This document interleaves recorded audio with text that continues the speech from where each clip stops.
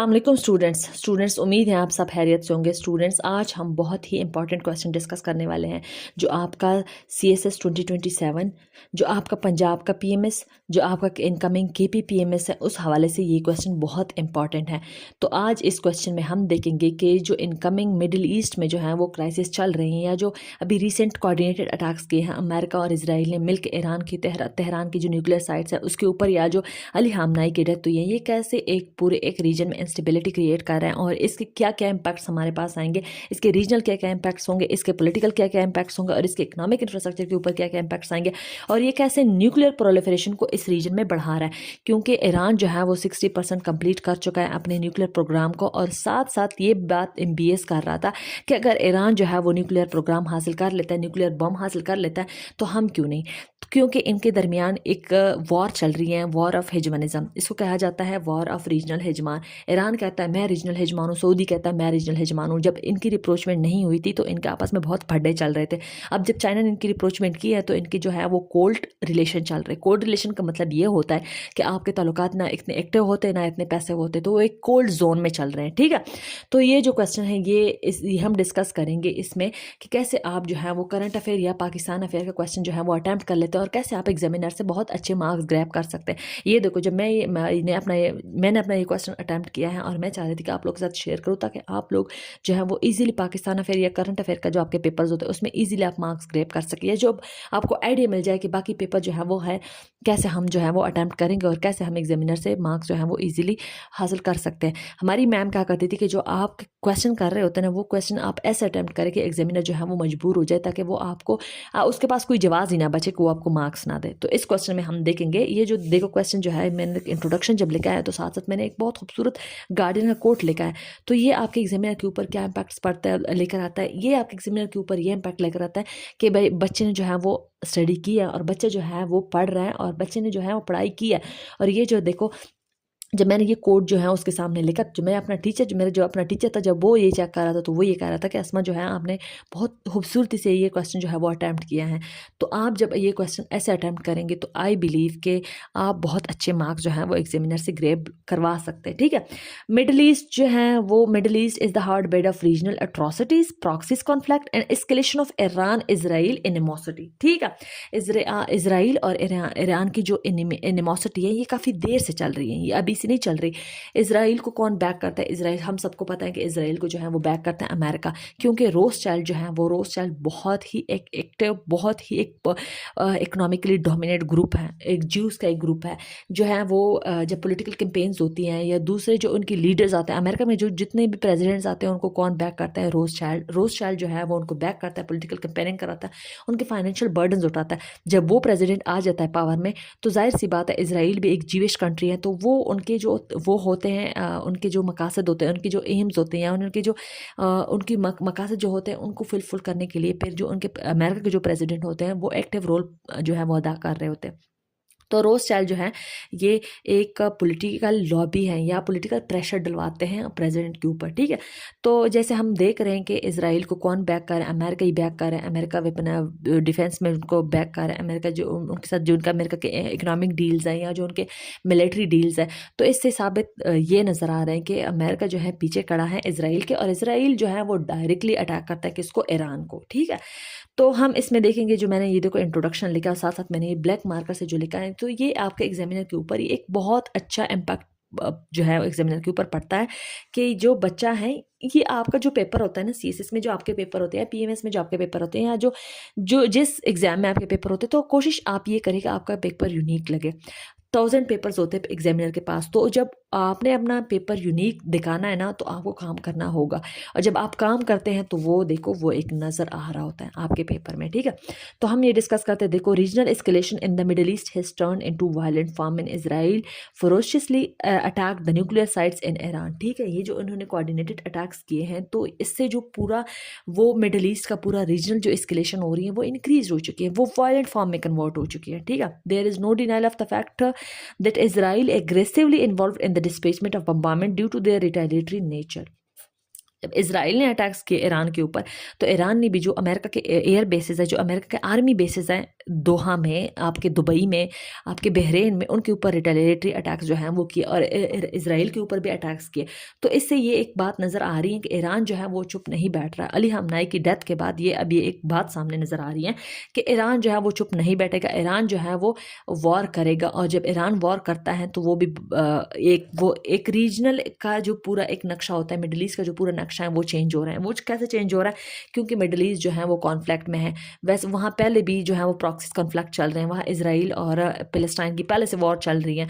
Cease fire, so called cease fire हुई है, लेकिन फिर भी जो उनकी जो उनकी थ्रेटनिंग है, जो उनकी बम्बारमेंट है, या जो अमेरिका इसराइल की गज़ा के लोगों के ऊपर जुल्म और बाकी जो उनके जो कुछ वो कर सकते हैं वो कर रहे हैं। ठीक है, तो ये एक सामने एक बात नज़र आ रही है कि जो जब आप ये जो है वो वोकैब यूज़ करते हैं एग्जामिनर को एक पेपर में, एग्ज़ाम में जब आप ये वोकैबलरी आप जब यूज़ करते हैं, क्योंकि ये एक देखो जब आप ये क्वेश्चन अटैम्प्ट करते हैं ना, तो उसके जब आप साथ साथ वोकैबलरी भी जो है वो साथ अटैच करवाते हैं ना, तो एग्जामिनर के ऊपर ये भी एक वो होता है कि हाँ भाई बच्चा जो है वो काफ़ी काबिल है और इस काबिलियत के तौर पर वो मार्क्स जो हैं वो मुझे चाहिए कि मैं उसको जो है मार्क्स दे दूँ। ठीक है, अब ये देखो similarly the region is a breeding ground of ideological opposition. Ideological opposition क्या कैसे हैं? आइडियोलॉजिकल अपोजिशन ऐसे हैं कि भाई अमेरिका जो है वो चाहता है, अमेरिका जो है वो कहता है कि भाई मैं डेमोक्रेसी को सपोर्ट करता हूँ, मैं जो है वो डेमोक्रेटिक कंट्री और मैं डेमोक्रेसी को सपोर्ट करता हूँ। यहाँ आपका ईरान जो है वो है सेकुलर थियोक्रेसी है। ईरान में सेकुलरिज्म नहीं है, थियोक्रेसी है, इस्लामिक थियोक्रेसी है। ठीक है, वो कहता है कि मैं जो हूँ मैं थियोक्रेटिक मुल्क हूँ, वहाँ सुप्रीम लीडर भी है, वहाँ प्रेसिडेंट भी है, वहाँ आपका प्राइम मिनिस्टर भी है। तो इससे ये एक कॉन्फ्लिक्ट आ रहा है। अमेरिका कहता है कि भाई मैं चैंपियन ऑफ डेमोक्रेसी में ह्यूमन राइट हूँ, सो कॉल्ड वो ये बात करता है। तो इससे एक ये जो है आइडियोलॉजिकल अपोजिशन सामने आ रही है। वहाँ प्रॉक्सीज वॉर है, वहाँ पे कोविड ऑपरेशन होती हैं एंड अनप्रेसिडेंटेड मिलिट्री स्ट्राइक्स होती है। अनप्रेसिडेंटेड मिलिट्री स्ट्राइक्स हमने देख ली, जो अभी रिसेंट एस्केलेशन हुई है, जो अभी रिसेंट 28 में को या 25 में जब उन्होंने जून में अटैक्स किए थे ईरान के ऊपर। तो इससे एक हिसाब बात सामने आ रही है कि यहाँ पे जो ऑपरेशंस होती हैं, क्योंकि कहा भी ये भी जा रहा है कि CIA ने जो है वो मालूम करके दिया था जो खamenei की वो थी जो खamenei का रेजिडेंस था उसको मालूम करके दिया था, और ईरान अमेरिका ने सीधा उनके ऊपर अटैक्स किया और अली खamenei साहब की जो है वो डेथ हुई। ठीक है, however these confrontation have chronic political implication including rise in political prices, regional polarization and proxy conflict। अच्छा, ये rise in oil prices जो है ये हमारा इकोनॉमिक में आएगा, ये पॉलिटिकल में नहीं आएगा। Nuclear proliferation, militarization of Gulf and threat of access of Ibrahimization. ठीक है, जो इब्राहिम अकॉर्ड साइन हुआ है जिसमें इसराइल को तस्लीम किया जा रहा है, तो इसके लिए भी ये बहुत ही एक इम्पॉर्टेंट थ्रेट है। ठीक है, अब आगे हम ये डिस्कस करते हैं। Nonetheless the confrontation have severe economic down turns including logical bottlenecks of supplies. अच्छा, इसमें जो भी स्ट्रेट ऑफ हार्मोज जो है ईरान ने बंद किया है और सिर्फ चाइना को अलाव किया है कि वो अपने शिप्स जो हैं वो यहाँ से ऑयल जो है वो खरीद सकता है, यहाँ वो पास करा सकता है। तो सिर्फ चाइना अलाव है, बाकी जो कंट्रीज़ हैं उनको ईरान ने जो है वो बंद किया है। स्ट्रेट ऑफ हार्मोज जो है वो ईरान का बहुत ही इंपॉर्टेंट चोक पॉइंट है। यहाँ से आपका 37% जो है वो ऑयल गुजरता है। 58 बिलियन जो है वो पर डे के हिसाब से यहाँ से 58 बिलियन जो है पर डे के हिसाब से ऑयल गुजरता है, बैरल ऑफ ऑयल्स जो है वो गुजरता है। तो ये जब बंद होगा तो जाहिर सी बात है फिर आपके जो सप्लाईज चेन होंगे वो डिस्टर्ब होंगे, ह्यूमैनिटेरियन जो है वो ऑब्स्ट्रक्शंस आएंगी, मास एक्सोडस और refugees threats and closure of trade corridors. आपके ह्यूमैनिटेरियन क्राइसिस आएंगे, आपके फूड क्राइसिस आएंगी। हम इकोनॉमिक इम्प्लीकेशंस की बात करें, कैसे मिडल ईस्ट और ईरान की जो वॉर है इसके हमारे पास इकोनॉमिक इम्प्लीकेशन क्या क्या आ सकते हैं। तो आपके जो ह्यूमैनिटेरियन क्राइसिस होंगे वो भी बहुत ज़्यादा होंगे। इकोनॉमिक क्राइसिस, तो इकोनॉमिक क्राइसिस के अंदर ही हम बात कर रहे हैं, सप्लाई चेन जो है वो बंद होंगे, इकोनॉमिक कॉरिडोर जो है वो बंद होंगे, और साथ साथ रिफ्यूजीज क्राइसिस होंगे, हंगर क्राइसिस होंगे, क्लोजर ऑफ इकोनॉमिक कॉरिडोर्स भी होंगे। जैसे स्ट्रेट ऑफ हार्मोज की हमने बात की, जब एस्केलेशन हुए थे, अमेरिका ने जब ईरान के ऊपर अटैक्स किए थे 2025 में, तो जाके हुती और जो हिजबुल्लाह है ये ईरान के प्रॉक्सीज है, तो इन्होंने रेड सी में उनके जो शिप्स थे उनके ऊपर अटैक्स किए थे। तो उससे वो एक पूरा जो है वो डिस्टर्ब हुआ था, जो पूरा एक साइकिल है, इकोनॉमिक साइकिल, वो पूरा डिस्टर्ब हुआ था। This reflect the escalatory nature of Iran Israel aggressive attacks, how nuclear proliferation will be exceeded up to 70 to 75%। ठीक है, in the middle East for safety driven due to unprecedented attacks is पर Al जजीरा report. ये देखे students, जब आप इस तरह की चीज़ें कोट करते हैं एग्जामिनर को, तो वो एग्जामिनर जो है वो फिर आपको मार्क्स क्यों नहीं देगा। 70 to 75% आपके जो न्यूक्लियर एस्केलेशन एस्केलेशन है वो मिडल ईस्ट में होगी। ये तो मैं पहले दिन से कह रही हूँ कि जब ये वॉर बढ़ेगी तो इसके न्यूक्लियर इम्प्लिकेशंस आएंगे, न्यूक्लियर प्रोलिफरेशन होगी। ईरान चाहेगा कि मेरे पास न्यूक्लियर पावर हो, दुबई कहेगा, सऊदी कहेगा, क्योंकि ये एक रीजनल हेजमान के तौर पे उभर रहे हैं और ये जो है वो डोमिनेंट प्लेस रखते हैं पूरे मिडिल ईस्ट में आपके। Hence it illustrates that Iran Israel need to open diplomatic channel to stabilize the region from militarization. ठीक है, अब इसका सोल्यूशन जो है ये ओपन डायलॉग्स होंगे या निगोशिएशन होंगे या थर्ड पार्टी की इन्वॉल्वमेंट जो है वो इस चीज़ को पूरी पे ख़त्म करा सकते हैं। लेकिन आई बिलीव कि ये जो अभी ईरान के अली ख़ामनेई साहब की डेथ हुई है या जो ईरान के ऊपर पूरा कॉन्फ्लिक्ट, ईरान का पूरा कॉन्फ्लिक्ट चल रहा है, तो ये इतना फिर आराम से ये जो है ये पूरा पड्डा सॉल्व नहीं होगा। अच्छा, हम ओवरव्यू देखते हैं जो रिसेंट एस्केलेशन हुई है इसके जो है हम ओवरव्यू देखते हैं कि इसका पहले क्या क्या सीन चल रहा था। पहले ईरान के ऊपर कौन कौन से अटैक्स हुए हैं या कौन कौन से लोग मरे हैं।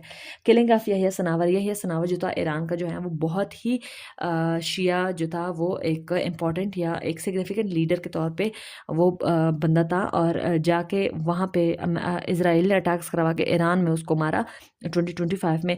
तो ये हम पूरा एक ओवरव्यू डिस्कस करेंगे। अटैक्स ऑन लेबनान हो गए, अटैक्स ऑन हमास लीडर हो गए, अटैक्स ऑन न्यूक्लियर साइट हो गए, ड्रॉपिंग मिसाइल ऑन ईरान जो है वो कंसुलेट ऑन सीरिया। अच्छा, ये जो पूरा आपका जब आप ओवरव्यू देते हैं ना एग्जामिनर को, तो एक ये भी आपका वो होता है कि आप एक क्वेश्चन को जो है वो एक बेस बना के, बेस के तौर पे जो है वो एक चीज़ आप एग्जामिनर को एक्सप्लेन कर रहे हैं। जो एग्जामिनर है ये आपकी पूरी जो है वो चीज़ें देख रहे हैं और ये आप एक बेस के तौर पे एग्जामिनर के सामने ये चीज़ें सारी लेकर आए हैं। हसन आवर की डेथ हो गई, ईरान में जो सीरिया के में ईरान का जो कॉन्सुलेट था उसके ऊपर जो अटैक्स हुए थे, लेबनान में। अच्छा, दोहा में जब हमास की लीडरशिप के ऊपर अटैक्स हुए थे, या ये वही बात मैंने डिस्कस की, न्यूक्लियर साइट के उनके 2025 में अटैक्स हुए थे, अभी 2026 में अटैक्स हुए। तो ये एक पूरा ओवरव्यू दे रहा है कि भाई न्यूक्लियर जो उनका जो ईरान और इसराइल की जो ये वॉर है ना, ये अभी से नहीं है, ये काफ़ी पहले से चल रही है। अच्छा, ये इस ओवरव्यू को फिर मैंने थोड़ा सा एक्सप्लेन भी किया। The escalation has turn deepen due to Israel ferocious attacks on Iran, the death of Yahya Sinwar and Haniyeh Ismail along with killing of Iran IRGS जो लीडर थे, उनके जो रिवोल्यूशनरी गार्ड के जो लीडर थे Damascus में, उनको ये इस चीज़ को रिवील करता है कि how Israel is aggressively involve in to distort peace of the middle East. कैसे ये इसराइल जो है वो इन्वॉल्व है to distort peace in the middle East. It shows the retaliation of Iran by sending 100+ ballistic missile towards Israel through operation Rising Lion. ठीक है, जो Israel ने अटैक्स किए थे उनके ऊपर, तो ईरान ने भी जो है ऑपरेशन राइजिंग लाइन के नाम से उनके ऊपर अटैक्स किए 2025 में। अभी जो उन्होंने अटैक्स किए थे, अभी जो उनका ये ऑपरेशन है जो उन्होंने ओपन कोऑर्डिनेटेड अटैक्स के ईरान के ऊपर, तो अब ईरान ने भी जो है वो रिटेलिएटरी अटैक्स किए इसराइल के ऊपर भी, जो उनके एयर बेसेस हैं, जो उनके आर्मी के बेसेस हैं का मिडल ईस्ट में पूरे, उनके अमेरिका के उनके ऊपर सारे ईरान ने भी अटैक्स किया और उनको ये दिखाया कि अगर आप अटैक करते हैं तो ईरान इतना जो है वो स्ट्रॉन्ग पावर नहीं है कि वो डायरेक्टली अमेरिका USA के ऊपर अटैक करे या इसराइल के ऊपर अटैक करे, क्योंकि उनके पास न्यूक्लियर पावर नहीं है अभी। तो उनके पास जो बैलिस्टिक मिसाइल है उसके ऊपर वो अटैक्स करवाते हैं, वो है जो उनके एयर ड्रोम सिस्टम है वो काफ़ी स्ट्रांग है, तो उनका इतना नुकसान जो है वो नहीं होता।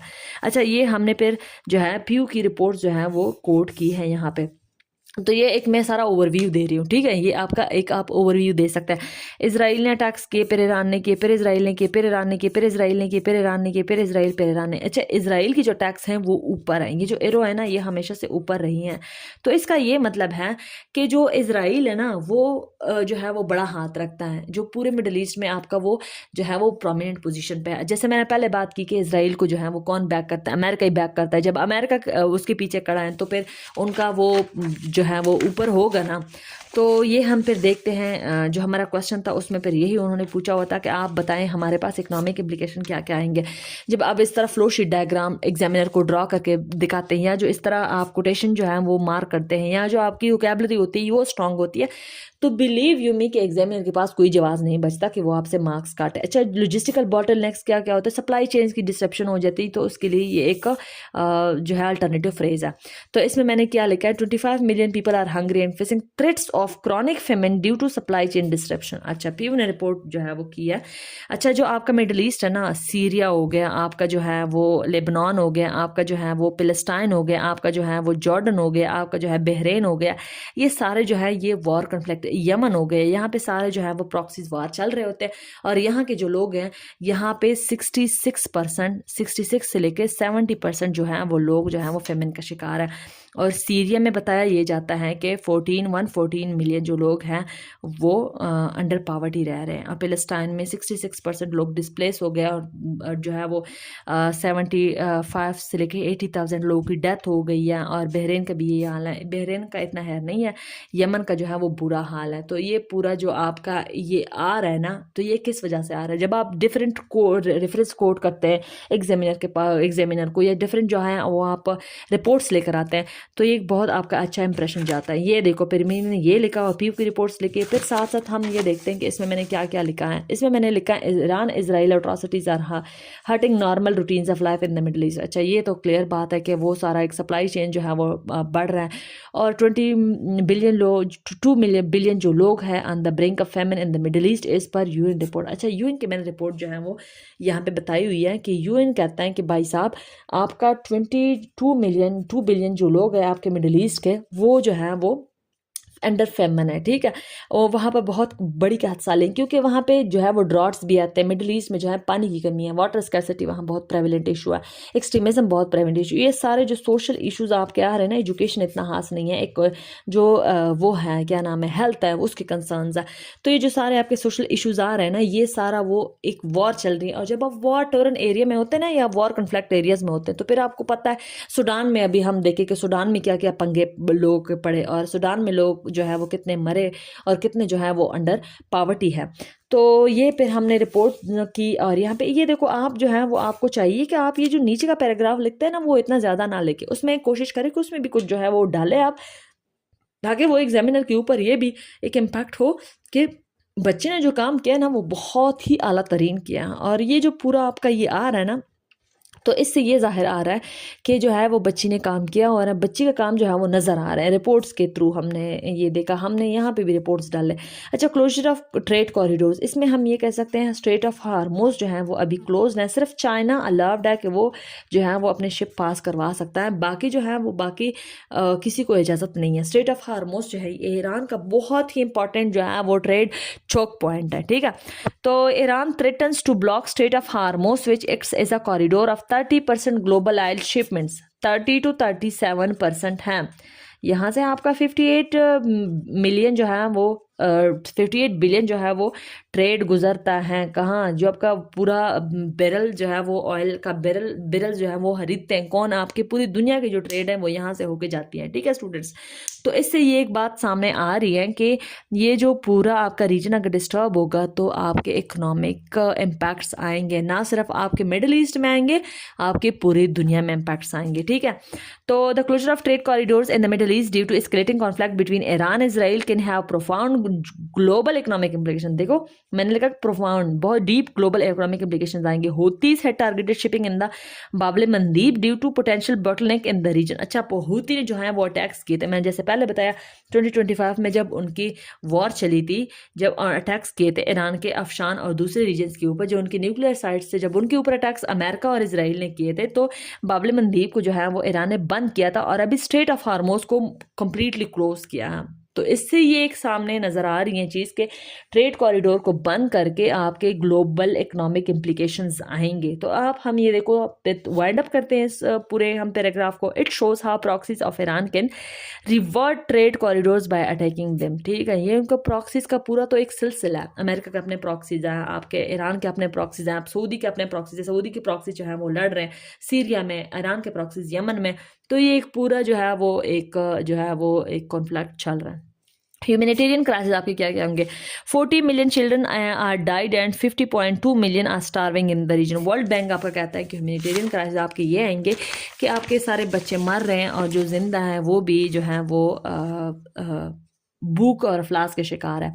The arm conflicts and the blockade of aids in the region have raised chronic alarms of famine. BBC survey have revealed that 40 to 50 million people die due to regional conflict. जैसे मैंने पहले बात की कि 75 to 80,000 आपके लोग जो हैं वो पैलेस्टाइन में मरे गए, और 60% जो है वो माइग्रेट कर गए, जो बाकी आपका पूरा मिडल ईस्ट है उसमें।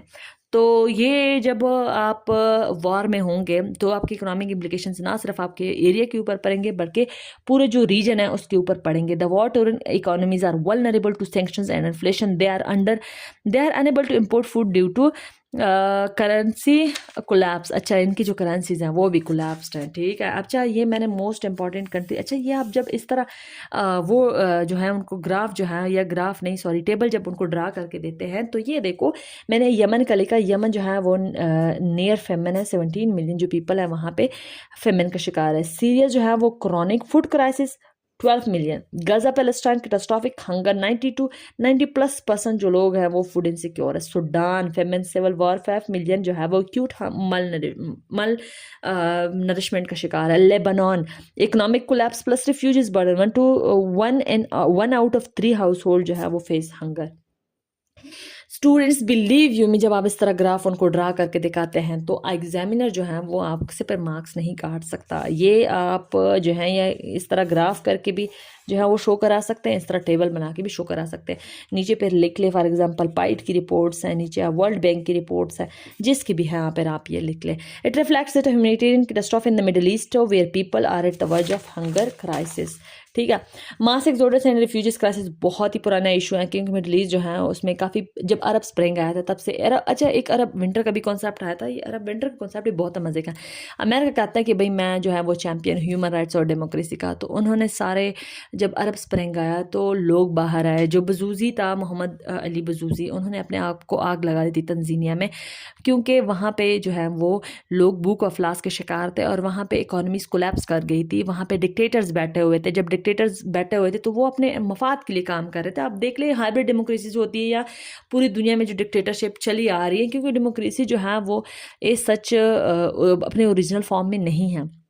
आप किसी भी मुल्क की बात करें तो वहाँ पे जो डिक्टेटर्स बैठे हुए थे उन्होंने फिर जो है वो अपने मफाद के लिए काम किया। जैसे नेपाल में हमने देखा, जैसे मालदीव में हमने देखा, जैसे बांग्लादेश में हमने देखा, जैसे पाकिस्तान में हम देखते हैं कि रोज़ आए दिन जो है वो लोग सड़कों पे निकले होते हैं कि भाई राइट्स नहीं मिल रहे, इंसाफ नहीं मिल रहा, हुकूक नहीं मिल रहे, मुख्तलिफ इशूज़ आ रहे हैं, ठीक है।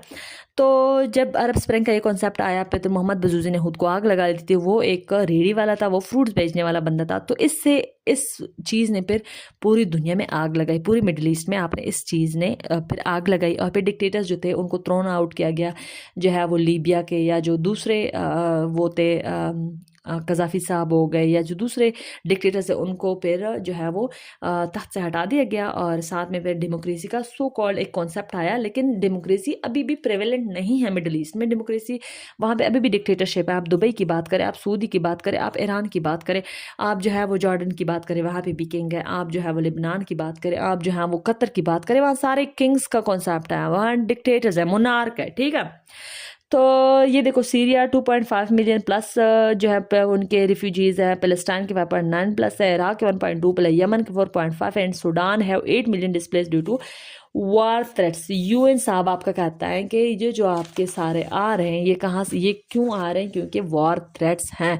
और जब वॉर थ्रेट्स आते हैं तो फिर लोग डिस्प्लेस होते हैं। आपने देखा जब नेचुरल डिजास्टर आते हैं, जब दो कॉन्फ्लिक्ट्स आते हैं तो वहाँ से फिर लोग डिस्प्लेस होते हैं। It shows the rising threats of mass exodus at unprecedented level to the middle East. People are facing consistent war threats which are hurting its economy social political. अच्छा, ये सारे फिर इन्वायरमेंट को जो है वो कर रहे हैं और जब इन्वायरमेंट डिस्टर्ब होता है तो फिर वहाँ लोग जो है वो माइग्रेशन की तरफ जाते हैं, ठीक है। अच्छा, इसके हमारे पास पॉलिटिकल इम्प्लीकेशंस क्या क्या आएंगे, हम 2 डिस्कस करते हैं। अच्छा, ये जो कॉन्सेप्ट है rise in oil prices or commodity, ये इकोनॉमी का है। अच्छा, रीजनल पोलराइजेशन आएगी और प्रॉक्सी जो है वो बढ़ेगी। थ्रेट्स टू इब्राहिमाइजेशन, जो एक अकार्ड हुआ है ना इसराइल को एक्सेप्ट करने का, जो एक अकार्ड हुआ था, जो साइन करवाया गया था जब अमेरिका का डोनाल्ड ट्रंप था, जब उनके फर्स्ट टर्म प्रेसिडेंटशिप थी, तब ये उन्होंने एक मिडिल ईस्ट के साथ ये इब्राहिम अकॉर्ड जो है वो साइन किया था, जिसमें बहुत सारे जो मिडिल ईस्ट के कंट्रीज हैं उन्होंने इराक इसराइल है उसको एक्सेप्ट किया था। Militarisation of Gulf and nuclear threats, ये पे हम देखते हैं कि इसके इकोनॉमिक इम्पैक्ट्स क्या क्या आते हैं। अच्छा students, rise in price of commodity, ये आपको लिख ले बेशक, लेकिन ये आप लिख ले उसमें economic crisis, middle east hold over 50% of global oil reserve but it has been severely impacted due to economic shocks and war. Al Jazeera साहब आपको कहता है कि भाई मिडिल ईस्ट के पास 50% ऑयल रिजर्व्स है, लेकिन फिर भी मिडिल ईस्ट में अमन सुकून कोई नहीं है। ये फिर आप पैराग्राफ लिख ले और साथ ये आप ग्राफ ड्रा कर ले कि जो वॉर चल रही है, ये वॉर कैसे इस चीज़ को जो है वो जो ऑयल या दूसरे प्राइसेस हैं उसको, वॉलेटिलिटी को कैसे ये जो है वो फ्यूल कर रहा है। तो ये ईरान इजराइल वॉर है, पैलेस्टाइन इजराइल वॉर, ये कैसे इस पूरे रीजन ऑयल की मार्केट को कैसे फिर ये थ्रेटन डाउन कर रहे हैं। ये देखिए आप इस तरह वो चार्ट ड्रा करें, साथ में पाइट की रिपोर्ट लिख ले, जिसकी भी यहाँ तो है मैंने नहीं मेंशन की, लेकिन आप मेंशन क्या करें जब इस तरह आप चीज़ें लिखते हैं। ठीक है, हम पॉलिटिकल इम्पैक्ट्स के ऊपर आते हैं। Regional polarisation and proxies, proxies are the main ingredients in the war conflicts of the middle East. Donald Trump साहब कहते हैं, डोनाल्ड ट्रंप जब 2.0 डोनाल्ड ट्रंप साहब अभी आया तो उसने ये बात की जो आपके प्रॉक्सीज है ये आपके मेन इंग्रेडिएंट्स हैं। ठीक है स्टूडेंट्स, ये आपके मेन इंग्रेडिएंट्स हैं और ये कैसे इस पूरे रीजन को डिस्टर्ब करते हैं। It is not wrong to say that the hype of regional polarisation and proxies have increased war conflict in the middle east. Iran backed proxies, Hamas, Houthis, Hezbollah and Syria fronts are escalating polarization in the region. Iran के अपने proxies हैं, Israel के अपने proxies हैं, America के अपने proxies हैं, Saudi अरब के अपने प्रॉक्सीज हैं। तो ये इस पूरी रीजन में क्या बकवास ही मचा रहे हैं। ठीक है, ये इस पूरे रीजन को डिस्टर्ब भी कर रहे हैं, इंस्टेबिलिटी ही लेकर आ रहे हैं, ह्यूमैनिटेरियन इंस्टेबिलिटी, इकोनॉमिक कोलैप्स है जो है वो, आपके एजुकेशनल कोलैप्स हैं, आपके हेल्थ क्राइसिस हैं, ये सारे फिर इस रीजन में कोलैप्स ही लेकर आ रहे हैं। ठीक है, तो एक रीजनल पोलराइजेशन होगी, सब अपने अपने अलाइज बनाएंगे, सब अपने अपने प्रॉक्सीज बनाएंगे, तो एक ब्लॉक्स जो हैं वो क्रिएट होंगे। अच्छा, थ्रेट्स टू अकॉर्ड ऑफ इब्राहिमाइजेशन, इब्राहिमाइजेशन जब आप इस तरह जो है वो वर्डिंग यूज़ करते हैं ना, तो बिलीव मी एग्जामिनर आपको मार्क्स पे देगा ही देगा। ईरान इसराइल के जो कॉन्फ्लिक्ट है have severely undermined Arab Israel normalisation. Students आप ये देख रहे हैं ईरान इसराइल की जो कॉन्फ्लिक्ट चल रही हैं, ये कैसे इस पूरे रीजन को जो है उनके जो इसराइल है उसके साथ रिलेशन नॉर्मलाइज करने को कैसे ये जो है वो थ्रेट कर रहा है। TRT वर्ल्ड जो है, TRT जो है ये एक न्यूज़ चैनल है, ये बात करते हैं कि इसराइल और ईरान के जो कॉन्फ्लिक्ट आ रहे हैं ना, ये बहुत सिवियरली इम्पैक्ट कर रहे हैं ईरान इसराइल के नॉर्मलाइजेशन को, अरब इसराइल नॉर्मलाइजेशन को। और ईरान सख्त नफरत करता है इस चीज़ को लेके कि भाई जो आप ये पूरे रीजन में जो है वो ईरान इसराइल जो है वो मेरे खिलाफ है और आप उनके साथ जो है वो नॉर्मलाइजेशन कर रहे हैं, तो ईरान इससे पे सख्त नाराज़ है। Iran Israel war has escalated threats toward normalisation of ties between Arab and Israel. It proliferates threats toward Abrahamization. अच्छा, it increases, it fosters threats towards Abrahamization accord. तो ये फिर आपका अब्राहमाइजेशन जो अकॉर्ड है ये भी थ्रेटन डाउन होगा और आपकी पूरी रीजन में जो है वो मिलिटराइजेशन भी आएगी और न्यूक्लियर प्रोलिफरेशन भी आएगी। जैसे पहले मैंने बात की थी कि ये जो पूरा रीजन है ना, इसमें फिर आपके न्यूक्लियर प्रोलिफरेशन जो है वो प्रेवलेंट होगी। Gulf is 60 to 50% militarized and war triggered zone. Pew research के मुताबिक जो आपका गल्फ रीजन है ना, ये पूरा मिलिटराइज्ड है, वहाँ पे प्रॉक्सीज कन्फ्लिक्ट भी हैं, वहाँ पे ईरान भी अपना न्यूक्लियर पावर बना रहा है, वहाँ पे अभी अकॉर्ड जो है वो आप पाकिस्तान के साथ आपका सऊदी अरेबिया ने भी साइन किया है, आपके दुबई के दुबई में वहाँ पे अमेरिका के एयर बेसिस भी हैं। तो ये जो पूरा न्यूक्लियर प्रोलिफरेशन का कॉन्सेप्ट है ना, ये फिर इंक्रीज ही होगा। ईरान इजराइल कॉन्फ्लिक्ट है raise alarms in the middle east towards militarization and nuclear proliferation. The region has highly militarized due to terror threats and war conflicts. However it shows that the middle east is breeding ground of militarization. पहले मैंने बात की थी और repair कर रही हूँ कि जो पूरा आपका रीजन है ना, ये वहाँ पे जब मिलिटराइजेशन होगी, यहाँ पे एक्सट्रीमिज्म जो है वो आएगा और साथ साथ यहाँ पे न्यूक्लियर प्रोलिफरेशन जो है वो बढ़ेगी, वो कम नहीं होगी, वो बढ़ेगी। क्योंकि ये जो पूरा रीजन है ना, ये प्रॉक्सीज कॉन्फ्लिक्ट जो है यहाँ पे है, यहाँ पे एक्सट्रीमिज्म है, यहाँ पे वॉर कॉन्फ्लिक्ट हो रही है, यहाँ पे हूतीज और हिजबुल्लाह और अमेरिका और जो इजराइल है ये इनके अपने प्रॉक्सीज हैं। सारा पे ये न्यूक्लियर प्रोलिफरेशन होगी। बेस ने भी आप बात की थी कि अगर ईरान बम हासिल कर लेते हैं तो सऊदी भी हासिल करेगा। ठीक है, अच्छा इसमें हम देखते हैं स्टूडेंट्स एक और बात, जब आप थियरीज अप्लाई करते हैं ना अपने पेपर में, अपने पाक अफेयर के पेपर में, अपने करंट अफेयर के पेपर्स में, अपने जो है पॉलिटिकल साइंस के पेपर में, जो आपके सोशल सब्जेक्ट्स हैं जैसे क्रिमिनोलॉजी हो गए, IR हो गए, जेंडर स्टडीज़ हो गए, इसमें जब आप थेरीज अप्लाई करते हैं ना, एंथ्रोपोलॉजी या जो बाकी सब्जेक्ट्स हैं, तो फिर वो भी एक बहुत ही अच्छा इम्पैक्ट लेकर आता है एग्जामिनर के ऊपर कि भाई जो स्टूडेंट है वो रिलेट करना जानता है कि भाई मैंने किस तरह जो है इन चीज़ों को रिलेट करना है। रियलिज्म IR की एक थेरी है, इसके मुताबिक rise of security threats and military escalation of Israel power outages, ठीक है, ये कहता है कि राइज ऑफ सिक्योरिटी थ्रेट्स और मिलिट्री एस्केलेशन जो है वो इजराइल की पावर को दिखाता है और ये पूरे रीजन को भी डिस्टर्ब करेगा। लिबरलिज्म क्या कहता है, Palestine and the Middle Eastern countries economic shock wave due to blockade. Liberalism कहता है कि भाई इकोनॉमिक इम्प्लीकेशंस आएंगे, क्योंकि जो इकोनॉमिक शॉक वेव इस वजह से आएंगे क्योंकि जो कॉरिडोर्स हैं वो बंद है, स्टेट ऑफ हार्मोस बंद है, बाबल मंदीब बंद है, जो मलाका स्टेट्स है या जो दूसरे स्टेट्स ईरान के इर्द गिर्द हैं वो जब बंद होंगे तो पूरा रीजन डिस्टर्ब नहीं होगा, तो फिर और क्या होगा। कंस्ट्रक्टिविज्म क्या कहता है, इस्लाम वर्सेस जूइज्म एंड आइडियोलॉजिकल कॉन्फ्लिक्ट्स, ये कहता है, ये बिलीव करता है जो आपके लैंग्वेज कंसर्न्स होते हैं, जो आपके लिंग्विस्टिक्स जो है वो जो कंस्ट्रक्शन होती हैं, तो ये क्या कहता है कि इस्लाम और जूइज्म जो है इसके अपने आइडियोलॉजिकल इम्पैक्ट्स होंगे। तो अगर आप इस तरह एग्जामिनर को ये भी दिखाते हैं, बिलीव मी 16 तो वो आपको मार्क्स देगा आउट ऑफ 20, ठीक है। तो हम फिर देखते हैं थ्रेट्स ऑफ, जो सेकंड पार्ट है हमारे क्वेश्चन का वो हम एड्रेस करते हैं कि थ्रेट्स ऑफ न्यूक्लियर प्रोलिफरेशन कैसे होगी। अच्छा, इसमें सिर्फ ईरान और इजराइल भी नहीं होगी, इसमें आपका KSA भी आएगा, ईरान वर्सेस KSA भी हम देखते हैं, KSA ये भी हम देखते हैं। बाकी जो दुबई है, दुबई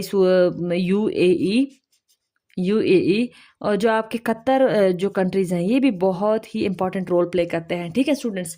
तो न्यूक्लियर प्रोलिफरेशन जो होगी, अब हम कंपैरिजन करते हैं। कंपैरिजन में इजराइल के पास न्यूक्लियर वार हेड्स हैं, फिर 530 उनके पास आर्टिलरी है, 49.5 बिलियन मिलिट्री स्पेंडिंग है और इतने उनके पास एक्टिव सोल्जर है, 46 पॉइंट उनके पास हेलीकॉप्टर है, 60% जो है न्यूक्लियर एक्टिविटीज़ है ईरान की, 50% 500 आर्टिलरी है, 7.9 बिलियन मिलिट्री स्पेंडिंग और इतने सोल्जर और इतने हेलीकॉप्टर है। It manifest the growing threats of war, conflict and nuclear militarisation in the region. इसमें हमने यही भी बात करनी है, यही भी करनी है, इनकी भी करनी है, ये पूरे पर रीजन में हमारा एक इंसाफ होगा कि कैसे जो है वो न्यूक्लियर प्रोलिफरेशन जो है वो पूरे एरिया में बढ़ रही है। अच्छा, हम कंक्लूजन के ऊपर आते हैं स्टूडेंट्स। अच्छा, जब आप कंक्लूजन भी लिखते हैं ना, अगर आपके पास टाइम होता है तो कोशिश करें कि आप ज़्यादा से ज़्यादा क्वेश्चन अपने इवैल्यूएट करवाएं, ज़्यादा से ज़्यादा क्वेश्चन आप जो है जब आप लिखते हैं ना तो आपका एक वो हाथ बैठ जाता है, तो फिर आप के पास अगर 3 आवर्स भी है ना तो फिर आप जो है वो आराम से डिवाइड कर सकते हैं और आप एक जुडिशियस वे में अपने क्वेश्चन जो है वो अटैम्प्ट कर सकते हैं और हर क्वेश्चन के साथ आप इंसाफ कर सकते हैं। PMS में अगर PKP PMS में हम बात करें, दूसरे पंजाब PMS में हम बात करें, तो वहाँ आपके पास आते हैं 5 क्वेश्चन, वहाँ MCQs नहीं होते, तो आपके पास आराम से आपके पास टाइम होता है कि आप अपने क्वेश्चन जो है वो आराम के साथ आप आराम से आप जो है वो कंप्लीट कर सकते हैं। अच्छा स्टूडेंट्स, मेरी अपनी अप्रोच क्या थी, मेरी अपनी अप्रोच में आप लोगों को बताती हूँ। जब मेरे पास क्वेश्चन पेपर आता था तो मैं उसके ऊपर जो है वो ब्रेन स्टॉर्मिंग करती थी, अपने क्वेश्चन के ऊपर रफ फॉर्म में पेंसिल से ब्रेन स्टॉर्मिंग करती थी और फिर मेरा पेंसिल नहीं रुकता था, फिर मैं मुसलसल लिखती जाती थी। तो इससे आपको एक फ़ायदा होता है कि जब आप ब्रेन स्टॉर्मिंग करते हैं तो फिर आपका पेंसिल नहीं रुकता। जब आप ब्रेन स्टॉर्मिंग किए बगैर बैठे होते तो मोस्टली मैंने स्टूडेंट्स को देखा है, फिर वो इधर उधर वो देख रहे होते हैं और साथ साथ सोच रहे होते हैं, तो बहुत सारे आपके पॉइंट्स जो है वो मिस आउट हो जाते हैं। क्योंकि जब आप एग्जाम में फर्स्ट एंटर होते हैं ना, जब आप पहले दफ़ा बैठते हैं ना एग्जाम के अंदर, जब आप फर्स्ट फ्रेश होके एंटर होके बैठते हैं तो आपके पास जो है वो आइडियाज़ की बल्ज होती है, ठीक है। जब आप आइडियाज़ को प्रॉपर यूटिलाइज करते हैं ना एग्जाम हॉल में बैठ के, प्रॉपर वो आप रखते हैं, पॉजिटिव फॉर एग्जांपल कोई क्वेश्चन पूछा होता है तो ये जो उन्होंने क्वेश्चन पूछ लिया, फॉर एग्जांपल मेरे पास मैंने जो है वो क्वेश्चन बहुत इवैल्यूएट करा है, मैंने अपना बहुत काम किया हुआ है, मेरा हाथ जो है वो बैठा हुआ है कि भाई मैं 3 घंटों में 5 या 4 क्वेश्चन जो है वो आराम से लिख सकती हूँ। तो आप पहले जो है वो रफ आउटलाइन बनाए, साथ साथ क्वेश्चन पेपर के ऊपर है अलाव नहीं होता, लेकिन कोशिश करें कि आप उसके ऊपर ही बनाएं, क्योंकि आप वही होता है आप बार बार पलटना और करना वो थोड़ा सा मुश्किल हो जाता है। तो कोशिश ये करें कि आपके पास ये जो सारा है वो आपका पहले से लिखा हुआ हो और तब आपका पेंसिल पेन नहीं रुकेगा। कंक्लूजन में हमने नाम चॉम्स्की की बहुत मजे की कोटेशन लिखी है, Middle east is the breeding ground of proxies where Gaza is bleeding, Syria starving and Lebanon is hurting. Student ये देखिए, ये नाम चॉम्स्की साहब की हमने जो है यहाँ पे कोटेशन लिखे हैं, तो हम जो है इसको फिर वाइंड अप करते हैं। अच्छा स्टूडेंट, जब हम इसको वाइंड अप करते हैं तो हम ये लिखते हैं, it is not false to say, या it is true to say, या it corresponds to India, it is in irrefutable fact. तो इस तरह जब आप इसको वाइंड अप करते हैं और साथ साथ फिर मार्कर से फिर लिखते हैं तो ये भी बहुत अच्छा आपके एग्जामिनर के ऊपर इंप्रेशन जाता है कि जो स्टूडेंट है ना, इसने कम टाइम में सब बच्चों को एक साथ ही एक टाइम मिला था, लेकिन स्टूडेंट ने जो है वो प्रॉपर यूटिलाइज़ किया अपने टाइम को, मार्कर का यूज़ किया। बहुत ज़्यादा आप मार्कर लेके जाए, क्योंकि कंजूसी ना करे, पूरे साल आपने मेहनत की होती है और फिर आपके मेहनत वहाँ पे आपने दिखाना होता है कि मैंने जो है वो पूरे साल क्या क्या मेहनत की और कैसे मैं जो है इस चीज़ को जो है वो फिर यहाँ पे पोर्ट्रे कर रहा हूँ। तो इट कॉरेस्पॉन्ड, फिर वही हम समरी लिखेंगे। Iran Israel recent escalation has sent alarming bells to the peace of the Middle East. It has not only invoked political threats but simultaneously stimulated economic catastrophe. The political threats include rise in commodity of prices. और political यहाँ पे ये नहीं आएगा, ये economic में हमारा आएगा, regional polarization, proxies and normalization deal में। Besides, it has befallen several economic downturns, including supply chain disruption, closure of humanitarian corridor, humanitarian obstruction, mass exodus, and displacement of billions of people. अच्छा students, it manifests critical threats of regional escalation of war conflict between Israel and Iran. Besides, it needs diplomatic channel to resolve it. Students, ये आप फिर देखिए कि ये जो मैंने question attempt किया है, इस क्वेश्चन में जब आप इस तरह क्वेश्चन अटैम्प्ट करते हैं एग्जामिनर को, जब आप इस तरह ये फ्लो शीट डायग्राम एग्जामिनर को ला के देते हैं, जब आप इस तरह ग्राफ जो है वो ड्रा करते हैं, या जो आप इस तरह फिर फ्लो शीट डायग्राम बनाते हैं, या फिर इस तरह टेबल जब आप बनाते हैं, या साथ साथ और भी जब आप चीज़ें करते हैं ना, तो ये एग्जामिनर के ऊपर बहुत अच्छा इंप्रेशन जाता है। जब आप एग्जामिनर के ऊपर अच्छा इंप्रेशन जाएगा तो वो 17, 16, 18 तक भी आपको दे सकता है। अगर एग्जामिनर का मूड अच्छा हो तो आपको 19 या 20 आउट ऑफ 20 भी दे सकता है। आपको कोशिश ये करनी है कि आपने अपना क्वेश्चन जो है बहुत अच्छे से एड्रेस करना है। आपने हर क्वेश्चन में कोशिश ये करनी है कि अगर आप एक क्वेश्चन जो है वो 8 पेजेस का लिख रहे हैं तो दूसरा क्वेश्चन भी जो आपका वो होगा वो भी 8 पेजेस होगा। ऐसा नहीं कि आप एक क्वेश्चन 15 पेजेस का लिख रहे हैं, दूसरा क्वेश्चन आप जो है वो 9 पेजेस का लिख रहे हैं, तीसरा क्वेश्चन आप 6 पेजेस का लिख रहे हैं, लास्ट क्वेश्चन आप 5 पेजेस का लिख रहे हैं। तो ये एक अच्छा अप्रोच नहीं है, एक जुडिशियस वे नहीं है क्वेश्चन को अटैम्प्ट करने का। तो जुडिशियस वे जो है वो ये है कि आप जो है वो अपने क्वेश्चन के साथ इंसाफ करें, जो है वो कोटेशन डालें, मार्कर का यूज़ करें, यहाँ ब्लू मार्कर यूज़ करें, यहाँ पे ब्लैक मार्कर यूज़ करें। जब आप इस तरह दूसरे वो हेडिंग्स देते हैं तो उसमें आप ब्लू मार्कर का यूज़ करें। जब आप सब हेडिंग्स देते हैं, जब आप जो है वो ये रिपोर्ट्स वगैरह बता रहे होते हैं एग्जामिनर को, तो इसमें कोशिश करें कि आप जो है वो इस एग्जामिनर को जो है वो इम्प्रेस करें। जब आप एग्जामिनर को इम्प्रेस करते हैं ना, तो बिलीव मी वो आपको भी इम्प्रेस करेगा, वो आपको भी फिर मार्क्स देगा। ऐसा नहीं है कि एग्जामिनर को आप ना इम्प्रेस करें और आप बैठ जाए कि भाई मैंने जो है वो क्वेश्चन अटैम्प्ट कर लिया और मुझे फिर अब एग्जामिनर मार्क्स देगा। तो ऐसी मजीद क्वेश्चन के लिए स्टे ट्यून और सब्सक्राइब करें हमारे चैनल को, और कमेंट्स दे और लाइक दे, और कोऑपरेशन के साथ हम चलेंगे इंशाल्लाह। और मजीद भी ऐसे मैं क्वेश्चन जो है वो अपलोड करती जाऊँगी। मेरा अपने क्वेश्चन है, मैं ऐसे के ऊपर भी बात करूँगी, फिर ऐसे के ऊपर भी बात करूँगी। मोस्टली स्टूडेंट इस चीज़ से डरते हैं कि ऐसे का पेपर कैसा आएगा। KPPMS में मोस्टली ऐसे जो है वो मुश्किल पूछता है, पंजाब PMS में इतना वो मुश्किल नहीं पूछता। और वो जो एक PMS उनका है वो हर साल अनाउंस होता है। इस दफ़ा हमारा PMS जो है वो एग्जीक्यूटिव आया है, तो कोशिश ये करनी है कि बहुत अच्छे से तैयारी करनी है। करंट अफेयर आपने बहुत अच्छे से तैयार करना है। बाकी जो आपके पेपर है, सब पेपर में आपने जान देनी है। जब आप जान देते हैं तो फिर वो आप जान आपकी नज़र भी आ रही होती है पेपर में, तो फिर आपके अच्छे मार्क्स आते हैं। क्योंकि एग्जामिनर के पास आपके 1000 पेपर्स होते हैं, और 1000 पेपर में, हज़ारों पेपर में जब आपका पेपर वो देखता है तो उस पेपर में आपका ये लगना चाहिए कि आपने काम किया है। हर क्वेश्चन में आपका ये लगना चाहिए। आप कोशिश करें ज़्यादा से ज़्यादा एवेल्यूएशंस कराएं। हमने भी अपना पैराग्राफ सीरीज़ जो है वो स्टार्ट करना है, और साथ में करंट अफेयर का भी हमने अपना सीरीज़ स्टार्ट करना है। फिर मैं आपके क्वेश्चन जो है वो एवेल्यूएट करूँगी, और साथ में पैराग्राफ राइटिंग या जो प्रीसी राइटिंग होती है या जो ऐसे राइटिंग है वो फिर मैं आपको सिखाऊंगी कि कैसे हम इस चीज़ को जो है वो अटैम्प्ट कर सकते हैं, और हम कैसे इसमें जो है वो अच्छे से अच्छे मार्क्स ले सकते हैं। Students, thank you so much. अल्लाह हाफिज़। रमज़ान है, ख्याल रखिएगा अपना, अपने अपनों का भी ख्याल रखिएगा, और इबादत करें। अल्लाह ताला आपको इस जर्नी में लेकर आए हैं, तो कोशिश करें कि अल्लाह ताला को भी आप साथ साथ याद क्या करें, और जो है वो आपने तैयारी जो है वो जारी रखनी है। CSS नीड्स कंसिस्टेंसी और हार्ड वर्क डिटर्मिनेशन, क्योंकि CSS एक ऐसी बला का नाम है। अगर आप मेहनत नहीं करें, कंसिस्टेंट नहीं रहेंगे, आपने एक दिन काम कर लिया, अगले दिन नहीं किया, तो आप जो है मोटिवेटेड नहीं है, तो आप जो है वो इस जर्नी में पीछे रह सकते हैं। तो कोशिश करें कि आप कंसिस्टेंट रहे, मोटिवेटेड रहे। Stay blessed. Thank you so much. अल्लाह हाफिज़। चैनल को सब्सक्राइब करना ना भूलिए, कमेंट्स दें, लाइक करें। आपकी कोऑपरेशन जो है वो हमारे लिए जो है वो बहुत फिर एक अच्छी सोर्स बन सकती है। तो थैंक यू सो मच। अल्लाह हाफिज़। Stay tune. अल्लाह हाफिज़।